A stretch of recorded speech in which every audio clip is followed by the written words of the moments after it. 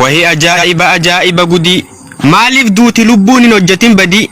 مالف رورف ومارو ملمنما مرقا خينيا فالبچو سيران نو هيما غافينو غافا نفدي بساني ساني يورا ساساتاتي يو خاوفتا النتي والكتاتي يو غويا رارورو نجباتي كمي چلم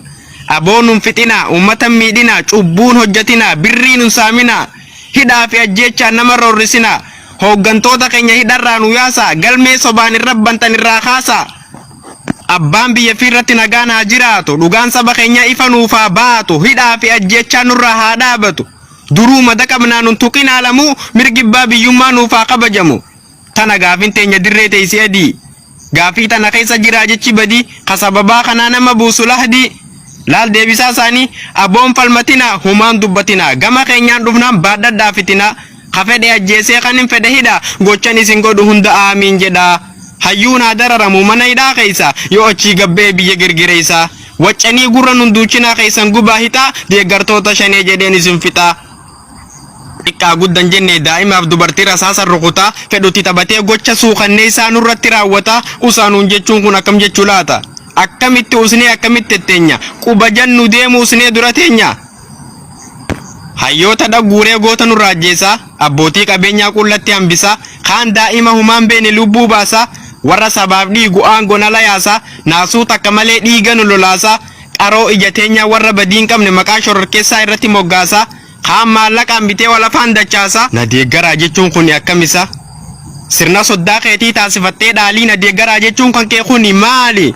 akkamisi deeggarra hojii tante ilaala gochati nu goote kan mililik caala du'aan nu dhiyaata sifilachuu caala haqa firra du'uun hin qabdu zigaala nuti ilma namaati waasintaanu harre daangaa keenya dhiifnee kan namatti hin tarre wanni inni nu fixu maaliif nan deeggarre soba jala yaanaa dhugaa ijaan garre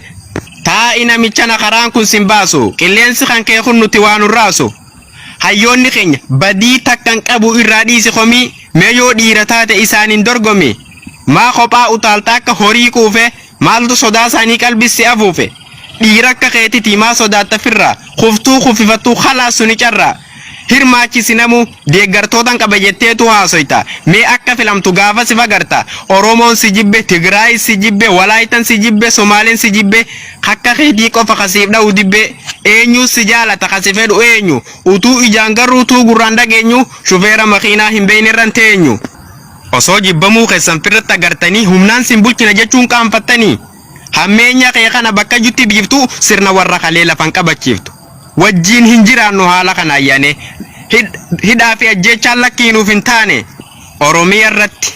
hayyoonnummaan keenya hidharraa haa bahu inuma filanna mootummaa nuuf ta'u hafedhii ummataa bakka yaadeen gahu atis numa kufta yeroof nu waqarta gana sin rakkifnee dhaabbata fatarta an dhagaadha jettee hin caccabsin qillee turu tura malee ani cunqurfamaanii baha yoomillee